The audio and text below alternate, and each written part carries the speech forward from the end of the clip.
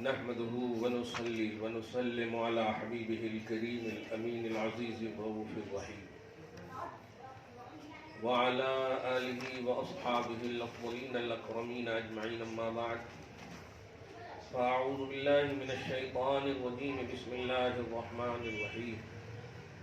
ليس لك من الأمر شيء أو يتوب عليهم أو يعذبهم فإنهم ظالمون. صدق الله العظيم. حصول برکت کے لیے دھیرے دھیرے درود شریف پڑھ لیجیے. اللہم صلی وسلم وبارک علی سیدنا و شفیعنا و حبیبنا و مولانا محمد معدن الجود والکرم وآلہ الکرام وابنہ الکریم وآلہ واصحابہ وبارک وسلم صلی اللہ تعالی علیہ وسلم. سورہ آل عمران سورہ نمبر 3 کی آیت نمبر 128 کا درس ہونے والا ہے. آنے والا مہینہ بڑا عظیم الشان ہے، بلکہ مسلسل اب جو 3 مہینہ آئے گا، رجب، شعبان اور رمضان، یہ مسلسل یوں سمجھیے کہ ایک دم پریپیئر ہونے کا مہینہ ہے. کیا نہیں ہے ان تینوں مہینے میں، بہت کچھ ہے، بہت ہی زیادہ ہے. اللہ پاک آپ کو، ہم سب کو سعادتوں سے، برکات سے ہمیشہ مالا مال فرمائے، جسمانی، روحانی، ایمانی، دائمی طاقت سے محظوظ فرمائے. آیت نمبر 128 بڑی اہم آیت ہے، مگر یہ درس چونکہ خواتین کا ہے اس لیے میں زیادہ گہرائی میں نہیں جانا چاہتا. اشارہ کر دوں گا اس آیت کے ذریعے سے آپ کے نبی اور ہمارے نبی، بلکہ کائنات کے نبی، خود اللہ کے نبی محمد عربی صلی اللہ علیہ وآلہ وسلم کے حوالے سے تھوڑی سی نگیٹیوٹی ہے لوگوں میں. وہ کیا کہ حضور صلی اللہ علیہ وسلم معاذ اللہ ثم معاذ اللہ مجبور ہے. آپ کو اللہ پاک نے اختیار نہیں دیا. اس آیت کے ذریعے سے میں عقیدہ نہیں دے رہا ہوں، بلکہ جو بدعقیدگی ہے اور مس انڈرسٹینڈنگ ہے اس آیت کے حوالے سے، وہ اس کو واضح کر رہا ہوں.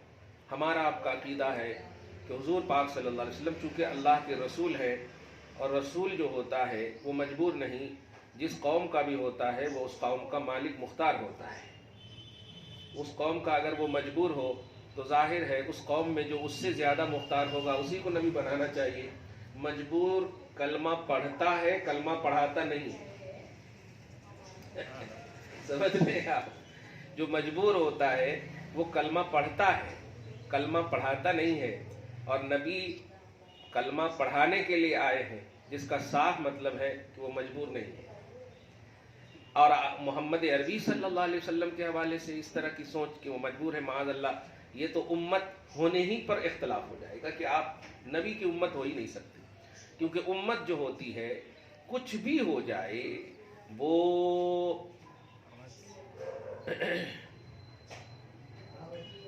بہرحال اپنے نبی اور رسول سے کم درجہ رکھتی ہے، بلیور ہوتی ہے. اور ظاہر ہے جو بلیور ہو، بلیو کرنے والی قوم جس کو وہ بلیو کرتی ہے، اپنے سے ہر حال میں افضل، اعلیٰ اور بلند بالا سمجھنا ان کے لیے لازم ہے. ایک چھوٹی سی مثال ہے. اگر سامنے والے کو آپ یوں سمجھیے کہ جس سے آپ درس لے رہی ہیں، جس سے آپ پڑھ رہی ہیں، جو ٹیچر ہیں آپ کے، اگر آپ یہ سمجھیں کہ ان کو کچھ بھی نہیں آتا، پھر بھی آپ اگر ان سے ٹیچنگ لیں گے یا ان سے درس لیں گے تو یہ آپ کی بے وقوفی کہ جب کچھ نہیں آتا تو کئی کو لے رہے ہیں. تو ایک معمولی استاذ دنیا کے اپنے شاگرد سے افضل ہونا ضروری ہے، ورنہ شاگرد جو ہے اس سے درس لے گا، یہ آٹومیٹکلی غلط بات ہے. اگر شاگرد یہ سمجھے کہ میں ایکول ہوں، برابر ہوں یا اس سے افضل ہوں، سامنے والے ٹیچر ہمارے سے مجبور ہیں، تو پھر معلوم یہ ہوگا کہ وہ شاگرد ہی نہیں ہے. کیونکہ آٹومیٹک پھر سوال ہوگا کہ بھائی آپ جب افضل ہو تو آپ ہی پڑھاؤ نا، انہوں کا ایک پڑھا رہے ہیں آپ کو. یہ ہے دنیاوی طور پر مثال ہے. تو بتائیے نبی جو ہوتے ہیں وہ پورے جتنے کے نبی ہوتے ہیں وہ سب کو پڑھانے کے لیے آتے ہیں، وہ پڑھنے کے لیے قوم سے نہیں آتے. کسی بھی نبی کی آپ مثال لیں، مگر چونکہ آپ ہم سب محمد عربی صلی اللہ علیہ وسلم کی امت ہیں، اس لیے محمد عربی صلی اللہ علیہ وسلم کا اسٹیٹس اس آیت سے آپ دیکھیں، سورہ انبیاء کی آیت نمبر 107 میں اللہ پاک فرماتا ہے وَمَا أَرْسَلْنَاكَ إِلَّا رَحْمَةً لِلْعَالَمِينَ۔ آپ سورہ فاتحہ کی فرسٹ آیت پڑھتی ہیں الحمدللہ رب العالمین، یہاں پر دیکھیں آپ، یہاں رب العالمین اللہ پاک نے اپنی شان بیان کی۔ سورہ انبیاء کی آیت نمبر 107 میں آپ کے اور ہمارے نبی صلی اللہ علیہ وسلم کی شان کیا بیان کی؟ رحمت للعالمین، یعنی عالمین وہی سنٹینس ہے جو یہاں ہے، بس یہاں فرق ہے کہ یہ رب یہاں پر ہے اور وہاں رحمت ہے، لیکن سیکنڈ سنٹینس عالمین ہے اور وہی ہے یہاں بھی وہاں بھی۔ مطلب کیا ہوا کہ عالمین کا رب اگر اللہ پاک کو آپ مانتی ہیں تو سارے جہان اور عالمین کے لیے رحمت آپ اپنے نبی کو مانیں۔ اب اس کو اور آسان کر دو کہ سارے جہان کا پالنے والا رب ہے، رب کہتے ہیں اس کو، اللہ ہے سارے جہان کے پالنے والے، رب العالمین کا مطلب یہی ہوتا۔ تو اس لفظ میں آپ کو کیا عقیدہ مل رہا ہے کہ سارا جہان ایک طرف اور اللہ رب العزت ایک طرف ہے، یعنی سارے جہان کو اگر چاہیے پالنا ضروری ہے، کچھ بھی ضروری ہے تو وہ رب سے رجوع کرے، کیونکہ رب پالنے والا ہے سارے جہان کا، یہ ہے۔ ایسے ہی رحمت للعالمین کا کیا معنی ہوگا؟ سارے جہان کو اگر رحمت چاہیے تو وہ محمد عربی صلی اللہ علیہ وسلم کو فالو کرے۔ تو سارا جہان، میں اس لفظ پہ زیادہ زور اس لیے دے رہا ہوں کہ کوئی ایسا حصہ نہ نکل پائے آپ کے دماغ میں، کہ کبھی کبھی ایسا بھی بولتے ہیں نا، دیکھو اب بایولوجی ہے، کیمسٹری ہے، دیگر جو علوم ہے، یہ سب میں دیکھو انہوں زیادہ ہیں اور نبی کو کہاں سے معلوم ہوتا معاذ اللہ، اس طرح کی باتیں کرتے ہیں۔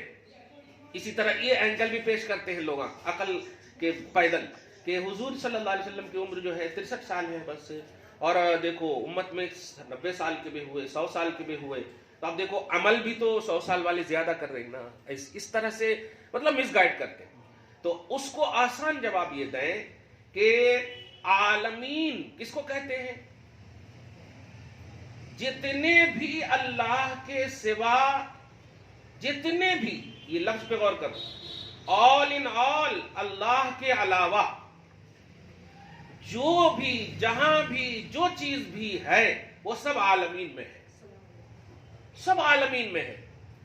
اللہ کے علاوہ جتنی بھی چیز ہے، انسان ہو، شجر ہو، حجر ہو، جتنی بھی مخلوق ہیں، ایک دم کلیئر بات، جتنی بھی مخلوق ہے اللہ کے علاوہ، اللہ خالق ہے، ساری مخلوقات کو عالمین یا عالم بولتے ہیں۔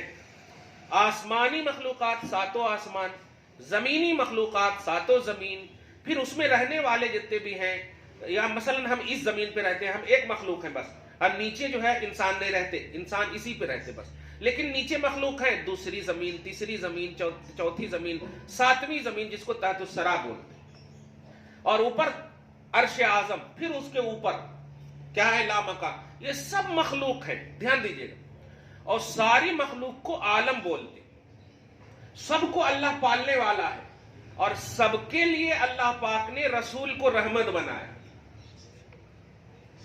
ملک زبان میں جہاں جہاں عالم ہے اور اس عالم میں جو جو ہیں، جس طرح سب کا رب اللہ ہے، اللہ پاک نے اپنے حبیب کو سب کے لیے نبی کو رحمت بنایا۔ یہاں پر اللہ اور نبی ایک نہیں ہے، دھیان دیجیے گا۔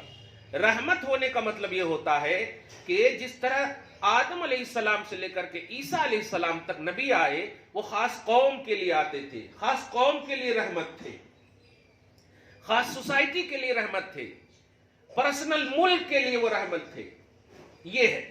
لیکن آپ کے اور ہمارے نبی صلی اللہ علیہ وسلم سارے جہان کے لیے رحمت ہے، یہ مطلب ہوتا، اور یہ اللہ پاک نے بنایا۔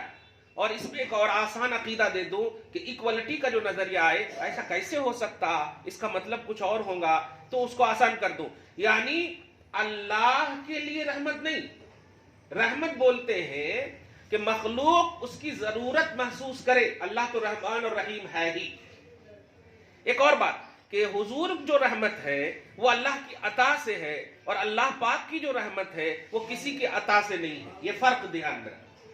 اللہ پاک پرسنلی رحمت رکھتا، وہ کسی کا گفٹڈ نہیں ہے. اور حضور جو رحمت ہے وہ gifted for God, real God, Allah کی طرف سے اللہ پاک نے ان کو عطا فرمایا. سمجھ میں آ گئی اب آپ کو؟ تو میں اس آیت کے ذریعے، موبائل وغیرہ کہاں بج رہا ہے؟ بند کیجئے. کس کا بج رہا؟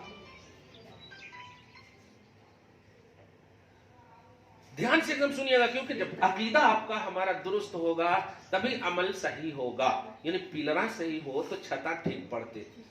آسان کر دے رہا ہوں میں. ہاں تو آسانی سے دیکھیے گا اس آیت کو، خاص طور سے آیت نمبر 128 سورہ نمبر 3 کی جو آیت ہے، اس آیت سے اگر کبھی آپ کو بولے کہ قرآن میں ہے کہ دیکھو محمد صلی اللہ علیہ وسلم مجبور ہیں، اللہ فرما رہا، تو آپ ایک آیت اس کے سامنے پیش کریں. دھیان سے اٹریکشن. تو اللہ پاک نے حضور صلی اللہ علیہ وسلم کو سارے جہان کے لیے رحمت بنایا. یعنی سارا جہان ایک طرف اور حضور صلی اللہ علیہ وسلم ایک طرف. سارے جہان کو رحمت چاہیے تو حضور کی بارگاہ میں اللہ نے کہا جاؤ. یہ ہے، یہ مجبوری ہے یا مختاری ہے؟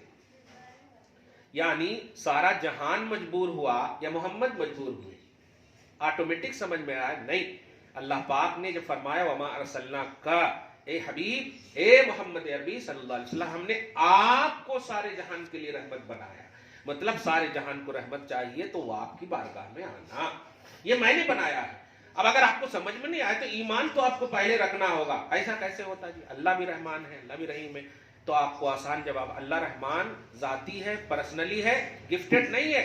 اور نبی جو رحمت ہے ذاتی نہیں، گفٹڈ ہے. اللہ نے آپ کو عطا فرمایا، جس کو آپ لمیٹڈ کا بھی عنوان دے سکتے ہیں، مگر ہم نہیں گن سکتے، وہ اللہ گن سکتا.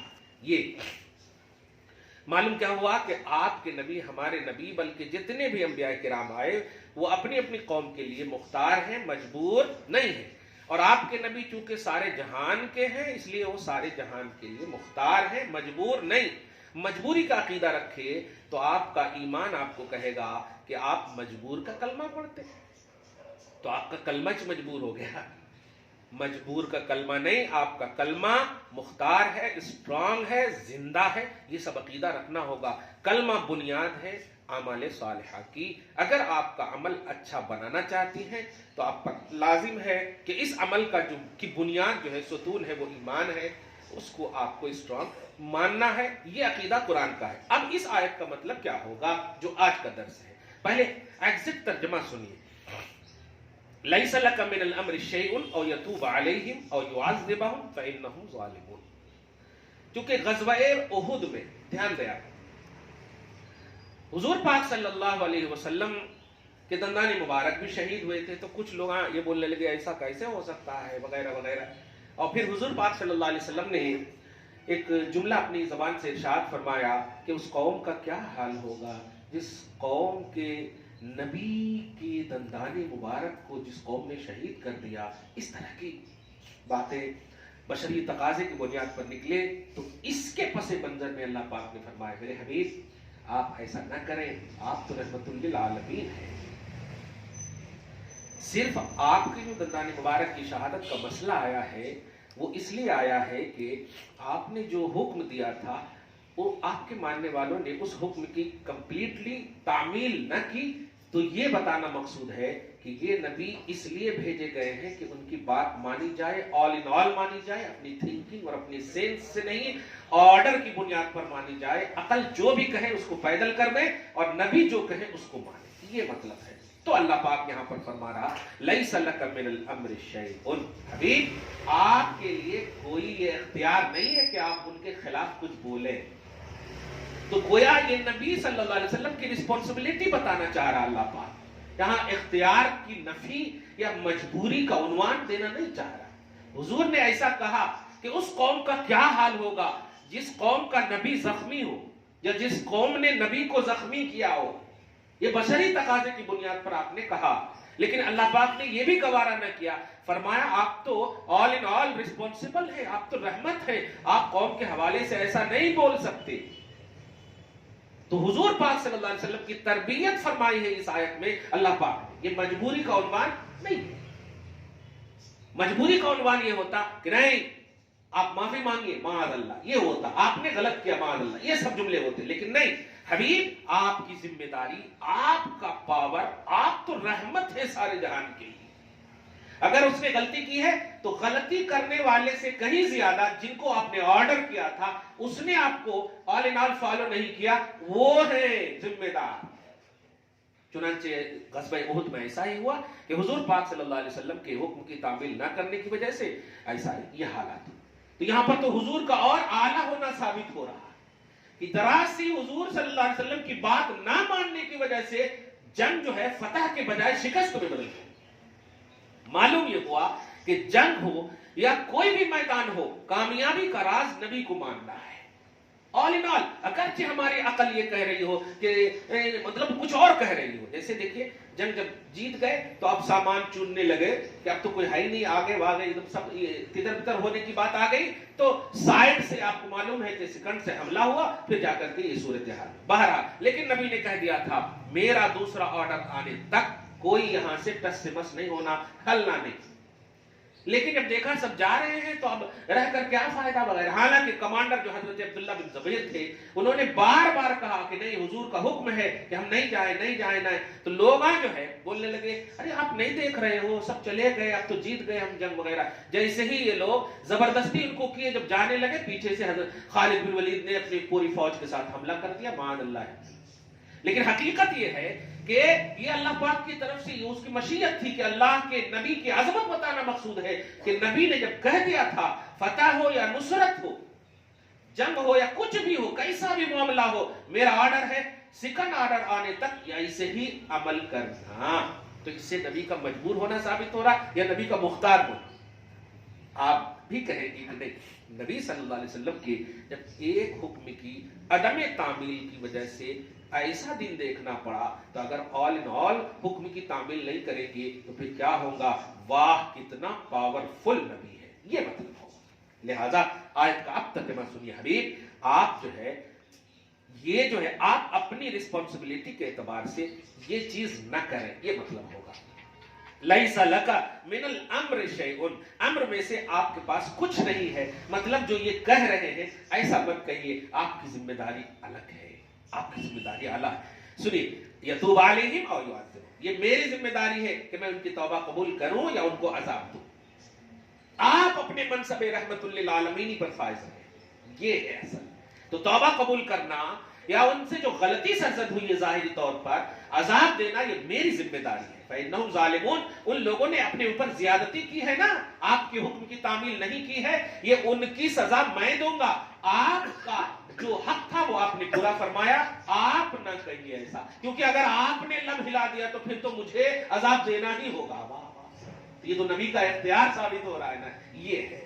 بہرحال آیت نمبر 128 کی تفصیل اور توضیح آپ کو اچھے سے معلوم ہو گئی ہوگی کہ اس آیت میں نبی کا مجبور ہونا ثابت نہیں، بلکہ نبی کے ایک حکم کی تعمیل نہ کرنے کی وجہ سے جب ایسا انجام اور حشر ہو سکتا، مسلسل آپ ہم جو حضور صلی اللہ علیہ وسلم کے حکم کی تعمیل اگر نہیں کریں گے تو کیا ہو سکتا، یہ اس سے تصور اور عقیدہ ملتا ہے. اور جو لوگ اس آیت سے مجبوری کا عقیدہ رکھتے ہیں وہ قرآن کا صحیح ایکسپلین نہیں کرتے اور وہ بدعقیدگی یا گمراہی کے دلدل میں ہیں. اللہ آپ کو محفوظ فرمائے، ہم سب کو محفوظ فرمائے اور توحید اور سنت کی ریئلٹی اور اس کی صحیح سمجھ اور ادراک نصیب فرمائے. آگے دیکھیں آیت نمبر 129، وَلِلَّهِ مَا فِي السَّمَاوَاتِ وَمَا فِي الْأَرْضِ، اور اللہ ہی کے لیے ہے جو زمینوں میں ہے اور آسمانوں میں ہے. آسمانوں اور زمینوں کی ساری ملکیت اللہ ہی کی ہے. یغفر لمن یشاء ویعذب من یشاء، وہ اللہ جسے چاہے گا بخش دے گا اور جسے چاہے گا عذاب دے گا. آپ ہم سب عمل کرتے ہیں، ہاں الحمدللہ.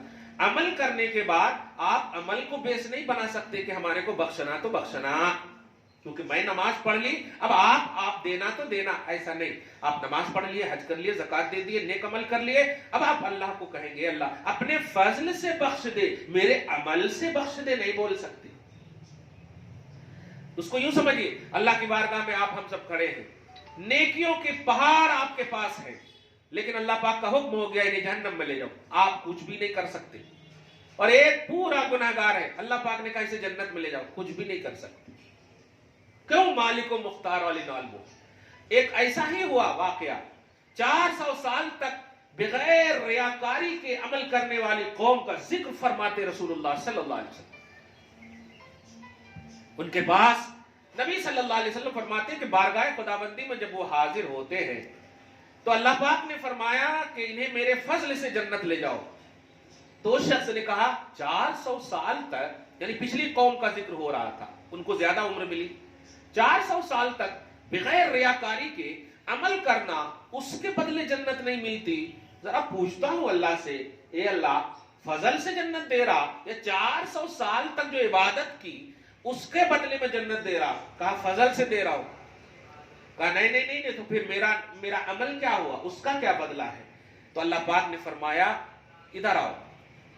فرشتے کو کہا ان کی ایک آنکھ نکالو اور فرمایا کہ میزان عدل لاؤ، یعنی انصاف کا ترازو لاؤ. انصاف کا ترازو لایا گیا، اور جب انصاف کا ترازو لانے کے بعد کہا ایک آنکھ ایک پلڑے پر رکھو اور 400 سال کی عبادت ایک پلڑے پر رکھو. اور جیسے ہی رکھا گیا آنکھ کا جو پلڑا تھا وہ بھاری ہو گیا، اور 400 سال تک کی جو عبادت ہے وہ پھوئی یوں ہو گئی، ہلکی ہو گئی. اب اللہ پاک کہا جاؤ، میرے ایک آنکھ کا بدلہ نہیں چکا سکا، ابھی دوسری آنکھ ہے، ہاتھا ہے، پاواں ہے، دل ہے، پورے جسم دیے سو ہیں کو. اب جو ہے اب اگر یہ سماپے تو کیا ہوتا؟ جاؤ، میرا انصاف کہہ رہا ہے کہ جو بندہ میری ایک نعمت کا بدلہ نہ ادا کر سکا جبکہ اتنی عمر دیا، میرے انصاف سے انہیں جہنم لے جاؤ. اب جہنم کے فرشتے ان کو لے جانے لگے، اور جب لے جانے لگے تو دور جا کر کے وہ پلٹ کے اللہ کو دیکھ رہا، دور جا کر پلٹ کے اللہ پاک کو دیکھنے لگا. اللہ پاک نے فرمایا پھر اپنی شان کے مطابق اشارہ کر کے کہ ذرا ان کو بلاؤ. فرمایا اے بندے، تجھ کو تو انصاف چاہیے تھا نا، انصاف ہو گیا نا، اب میری طرف بار بار کیوں دیکھ رہا؟ تو اس نے کہا ہاں ایک چیز، یعنی تو انصاف کرنے والا ہے یہ تو جانتا ہوں، لیکن میں رحمان اور رحیم بھی پڑھا ہوں، وہ بھی دیکھنا چاہتا ہوں کہ تو رحم بھی فرمانے والا ہے، ذو الفضل العظیم ہے، کہ فضل بھی تیرا دیکھتا ہوں، کب کام آتا. تو اللہ پاک اپنی شان کے مطابق مسکرا کر کہتا ہے کہ اچھا تو رحم دیکھنا چاہتا ہے، اے ملائکہ جہنم انہیں میری رحمت سے جنت عطا کر دے. کیا بات ہے، میرے فضل سے جنت عطا فرما دے. کہنا یہ ہے ماں کہ آپ کو جو نعمت اللہ پاک نے عطا فرمائی ہے وہ اللہ کا شکر آپ ہزاروں جان بھی اس کے بدلے میں قربان کر دیں تو عطا نہیں کر سکتے. اسی لیے اللہ پاک نے فرمایا ان تعدوا نعمت اللہ لا تحصوها، کہ اگر تم اللہ کی ایک نعمت کو بھی شمار کرنا چاہو تو نہیں کر سکتے. ایک چھوٹی سی مثال، ابھی کورونا اور لاک ڈاؤن میں آپ دیکھیں کہ ایک کوئی جو آئی سی یو میں جو مطلب وینٹیلیٹر پہ جن کو آکسیجن کی ضرورت کا مسئلہ آ گیا، اب میں بھی بہت سارے لوگوں کو دیکھا، ان کے مطلب ایک ہفتہ کے آکسیجن کا جو پیسہ تھا 10-10 ہزار روپے لگ رہے تھے. سنے آپ بھی، ہم بھی سنے. ایک آپ ذرا سنیے گا، جو بڑی اہم بات ہے، بات آ گئی ہے ریلیٹڈ. ایک ہفتے کا پیسہ 1 لاکھ روپیہ، 50 ہزار روپے لگ رہے تھے آکسیجن چڑھانے کے، ہے نہیں. ایک ڈاکٹر ہے، ابھی آپ یوٹیوب پر بھی اس کو سرچ کریں گے، وہ امریکہ یا برطانیہ کے، ابھی بالکل قریب کی کہہ رہا ہوں. ان کا جو ہے 8 دن کا جو بل بنا وہ 80 لاکھ بنا. اب کچھ کم و بیش میں خدا کی قدرت بیان کرنا مقصود ہے، کرم. اتنا بننے کے بعد وہ پیسہ پے کر دی، بہت پیسے والی تھی، شہزادی تھی، مال پیسے والی تھی، پیسہ پے کر دی. پے کرتے وقت وہ رو پڑی. تو ڈاکٹر جو بڑے ڈاکٹر تھے وہ بولنے لگی کہ کیا ماں سب پیسہ ختم ہو گیا، کیا سب کچھ بیچ باچ کے پے کر رہے ہیں، کیا آپ کچھ بھی نہیں ہے، کیا آپ کچھ کنسیشن کر دو کیا، اس طرح سے. اگر ایسی بات ہے تو بولو. ظاہر ہے ایسا رو رہی تھی. کہا نہیں بندے، ڈانٹ کر بولی نہیں بندے، میرے پاس کروڑوں اربوں خربوں روپیے ہیں، میں صرف اس لیے رو رہی ہوں کہ تم نے 8 دن مجھے 8 دن آکسیجن دیا تو 80 لاکھ کا بل بنایا، اور میری عمر جو ہے 70 سے 80 سال کی ہے. اللہ سبحانہ و تعالیٰ 80 سال سے مجھے آکسیجن دے رہا اور 1 روپے کا بھی بل نہیں پھاڑا. وہ ڈاکٹر ایمان لے آیا ایک جملہ سن کر. یہ جو سانس لیتی ہیں آپ، یہ آکسیجن ہے اللہ پاک کی طرف سے. کبھی آپ سے پیسہ لیا، بل پھاڑا؟ یہ چیز ہے. ایک ایک سانس کی آپ قیمت ادا نہیں کر سکتے. آنکھ تو بہت بڑی بات ہو گئی. اس لیے آپ جتنا بھی عمل کریں، نیکیاں کریں، ان عمل اور نیکیوں کا جو مقبولیت یا مغفرت یا جو مانگنا چاہتی ہیں، یہ عمل کو بیس نہیں بنانا، اپنے خدا کے فضل کو بیس بنانا. اے اللہ، اپنے فضل سے تو ہمیں بخش دے، اپنی رحمت سے تو ہمیں بخش دے، اپنے کرم سے تو ہمیں بخش دے.